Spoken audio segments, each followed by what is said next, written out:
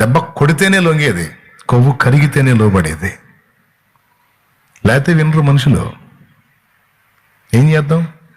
సామెతల్లో చెప్పాడు, బాలుని హృదయంలో మూఢత్వం స్వాభావికంగా పుట్టును, శిక్షాదండము దాన్ని తోలివేయును అని.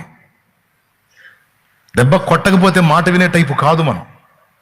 అందుకే ఎవరికి తగ్గ కోటింగ్ వాళ్ళకు ఉంటుంది. లేకపోతే మనం ఇశ్రాయేలుగా మారం, యాకోబు బ్రతుకులోనే ఉంటాం. యాకోబు లాంటి మన బ్రతుకులు, మోసపూరితమైన బ్రతుకులు ఇశ్రాయేలుగా మారి జయ జీవితాన్ని అనుభవించాలంటే తొడగూటి మీద దెబ్బ తప్పదు. దేవుడే జోక్యం చేసుకొని మనలో అహాన్ని విరగొట్టక తప్పదు. మనలో స్వీయ చిత్తం, స్వీయత, సొంతం అనే దాన్ని విరగొట్టక తప్పదు. ఆ పని ఒక యాకోబు లైఫ్లోనే కాదు, నీ లైఫ్లో, నా లైఫ్లో కూడా ఆల్రెడీ దేవుడు చేశాడు.